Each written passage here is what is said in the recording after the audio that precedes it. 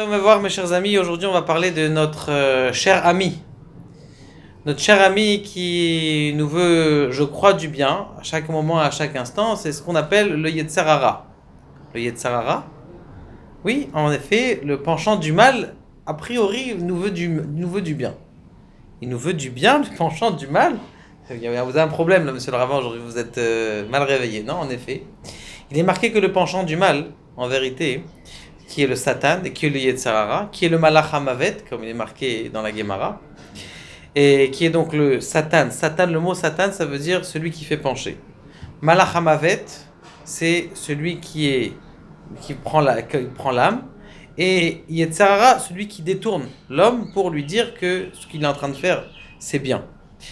Et donc, c'est un ami. Pourquoi est-ce que c'est un ami? Parce qu'en vérité, il est marqué dans la parashat de Bereshit, Veine, lorsque Kadosh Baruch Hu, il a fait tout, Tov Meod. Tout ce qu'il a fait, c'est pas bien, c'est très bien. Le Rashi dit, qu'est-ce qu'il fait de bien, très bien? C'est le Yetzer Hara qu'il a fait. Et donc, pourquoi est-ce que c'est bien? Parce qu'en vérité, le Yetzer Hara, il est là pour nous faire quoi? Pour nous mettre une épreuve. Et que lorsqu'on s'est battu, il va voir Akadosh Baruch Hu, il a dit, tu sais, il m'a gagné. Donc en vérité, foncièrement, il est mal lui aussi le Yetzer Hara, il n'est pas bien le Yetzer Hara quand on fait du mal. Parce qu'en vérité, il n'a pas réussi à élever l'homme à un niveau plus élevé. Lorsque le Yetzer Hara, il est battu lui-même, il est battu, ça veut dire qu'on n'a pas écouté ce qu'il a dit, eh bien lui il s'élève parce que en vérité tout le but de la création du monde ou tous les buts du monde, c'est quoi? C'est la proximité qu'on a avec Dieu. Et lui aussi il veut une proximité avec Dieu. Or son travail c'est de quoi? C'est repousser les gens de la proximité avec Dieu. Or quand quelqu'un il se bat contre lui, il engendre que maintenant cet homme-là il est contre encore plus fort, encore plus proche avec Akadosh Baruch Hu, et donc le Yetzer Hara lui-même il est content qu'on l'a battu. Ok? Donc ça c'est une chose de savoir, le fait qu'on sache que le Yetzer Hara est aussi un ami, il peut être un ami lorsqu'on a battu, eh bien ça c'est déjà ça ausculte un peu, pas ausculte, occulte. Ça occulte un peu comment on appelle ça, le diable du Yetzer Hara. Maintenant, il faut savoir comment se battre contre le Yetzer Hara, parce que tout le monde sait très bien, et ça c'est un cadeau qu'on a dans notre génération, que quand quelqu'un il va après le mal, après il se sent mal. Après il se sent mal. Donc les gens ne veulent pas se sentir mal. Le problème c'est qu'au début, la personne qui fait la Avera, il commence à se sentir bien, et puis après lorsqu'il a arrêté la Avera, il se dit waouh, qui je suis? Qu'est-ce que j'ai fait?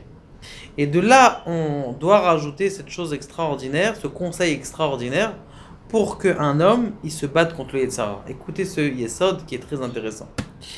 Et c'est dans le Sefer Sheifot, il parle de ça. Il dit qu'un homme, il doit se dire tous les jours, je suis capable. Je suis capable de tout ce que j'ai besoin, de tout ce que je veux, de tout ce qui est bien. Et il doit se le répéter en continu, comme la méthode Coué, je vais réussir. Je vais réussir.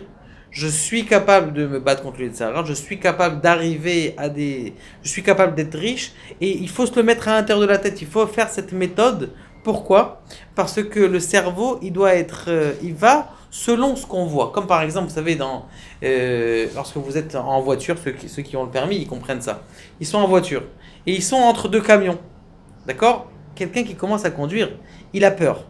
Il se dit, ouais, le camion là, il va me rentrer dedans, la voiture elle est trop proche, et il sait pas où il va, et donc il préfère s'arrêter. Alors que quelqu'un qui est intelligent ou qui sait conduire, il avance, il regarde, il arrive à pénétrer il trouve l'endroit d'espace où est-ce qu'il est. La même chose, nous aussi, c'est ce qu'on doit faire. On doit dire à notre cerveau absolument. D'ailleurs, j'ai entendu que c'est ce qui se passe dans les régimes en ce moment. En ce moment, dans les régimes, les gens ils comprennent que tous les régimes ils marchent pas. Mais qu'est-ce qu'il faut se dire? Il faut se dire dans sa tête, je suis rassasié. Quand je mange, les gens, quand est-ce qu'il n'est pas rassasié? Jusqu'à qu'il attend là, il est rassasié. Mais si quelqu'un il se dit dans sa tête, ce que j'ai mangé maintenant, le peu que j'ai mangé maintenant, ça m'a rassasié. Le petit peu que j'ai mangé maintenant, ça m'a rassasié. Il faut même prier à Kadosh Baruch Hu, dire à Kadosh Baruch Hu que les fruits, les légumes que je mange, ils puissent me rassasier. Dans sa tête, la personne, ça monte. D'ailleurs, ils disent comme ça, comment on appelle ça, ceux qui s'occupent des diététiciens. Ils disent qu'un homme, il doit commencer à manger. D'ailleurs, c'est ce qu'il faisait à l'époque. il mangeait d'abord une salade, t'attends après la salade. Que doucement, doucement, tu peux te rassasier de ça. Et quand tu manges après l'essentiel du repas qui est plus calorifique, eh bien ce qui se passe, c'est que tu vas moins manger. Parce que ton cerveau, ça lui prend 20 minutes de comprendre que tu as mangé. Or, quand quelqu'un il commence à manger, il a mangé, il est déjà dans le sandwich, ça y est, il va finir le sandwich. Parce que son cerveau, il n'est pas encore au courant qu'il a été rassasié. Ve'achalta ve'savarta. C'est une bracha d'être savea. C'est une bracha d'être rassasié. D'accord? Il y a des gens qui mangent un petit peu, ils sont rassasiés pendant 2 heures. Il y a quelqu'un qui a besoin de manger toute la journée. Donc du coup, il grossit, cholestérol, problème cardiovasculaire. Et la majorité des gens aujourd'hui, enfin la deuxième raison de la mortalité aujourd'hui des gens, c'est cause de sucre et cause de diabète et toutes ces choses-là. Deuxième, première, c'est nous la maladie. Et le deuxième, c'est ça. Donc mimele, comment se battre contre le Yetzirah? De se dire, moi, le Fils de Dieu, et se dire, moi, le Fils de Dieu, je vais me laisser attenter par un Yetzirah que même les goïms, que même des gens qui sont loin de la Torah, qui n'ont pas eu le mérite de s'approcher du Sefer de la Torah, ils ont le même Yetzirah que j'ai lui, moi aussi j'ai. Moi, je suis pas plus que ça. Donc un homme, il doit se dire, Ani ben Meler. Et c'est pas quand il arrive devant le Yetzirah, quand il arrive au cinéma qu'il doit dire, je suis ben Meler. Tous les jours, chaque instant, il doit dire, je suis un ben Meler, je suis un fils de roi. Akadosh Baruch Hu, il m'a donné des lettres. Ces lettres-là qu'il m'a données, c'est les lettres que lui-même il a utilisées pour me construire à moi. L'hébreu, c'est des lettres extraordinaires qu'Akadosh Baruch Hu, il a fait pour me construire. Donc quand je lis le Kriyat Shema, je lis la Hamida, je lis la Tefila, en vérité, ce sont comment on appelle ça, des secrets intenses dans chacune des lettres qui me permet de me reconstruire. C'est pour ça que tous les jours on lit le Kriyat Shema, tous les jours on remet l'âme à l'intérieur de notre corps. Comme on avait dit que pourquoi est-ce que c'est le Kriyat Shema pourquoi est-ce que c'est la Neshama, pourquoi est-ce que David Améler il a dit Barechi nafshi, que mon âme bénisse. Et Hachem, on l'a dit hier dans le Dafayomi, que mon âme bénisse, que je bénisse pour que mon âme bénisse. Non, il dit que Akadosh Baruch Hu, il est dans le monde comme la Neshama elle est dans mon cœur. Akadosh Baruch Hu, il nourrit le monde, aussi la Neshama elle nourrit l'homme. Et on sait très bien, en vérité on est nourri parce qu'on voit, on est nourri parce que on a décidé d'être nourri. Donc si quelqu'un il fait une bonne bracha au début, il se concentre sur ce qu'il a mangé, il fait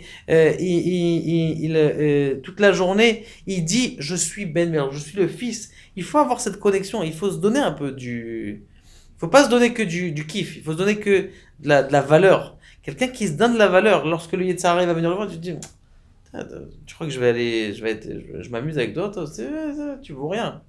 Tu m'intéresses même pas. Donc un homme qui se dit Ben Meler, c'est la plus grande ségoula. Et c'est la plus grande ségoula pour se battre contre le Yetzirah qui vient nous voir à chaque instant, à chaque moment. Et surtout dans notre génération où on a le téléphone on peut passer de n'importe quoi. Même les informations, des fois, c'est les Yetzirah. Parce qu'ils vont dire oui, c'est la conjoncture qui fait. C'est pas la conjoncture. C'est rien. C'est ni les hommes politiques qui font rien, c'est Akadosh Baruch Hu aussi. Une fois, il a décidé. Une fois, ils ont demandé au Gaon de Vina. Il a dit, selon les statistiques, il a dit, il n'y a pas de statistiques. Akadosh Baruch Hu, où il veut pas. C'est les statistiques.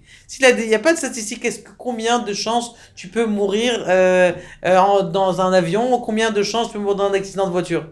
Il n'y a pas ça. Akadosh Baruch Hu, il a décidé que c'était comme ça. C'est tout, c'est oui ou non. C'est la volonté d'Akadosh Baruch Hu. Maintenant, si moi je dis, je suis le fils d'Akadosh Baruch Hu, d'accord? Et je me remonte à moi, mon être, mon moi intérieur. Il se dit, je suis le fils de Dieu, je suis important, et je vais réussir ma vie, et je vais réussir à me battre contre le Yetzirah. Alors ça, c'est une ségoula magnifique pour Béhémet être heureux, et aussi parer devant toutes les tentations du penchant du mal. Baruch Adonai, Amen.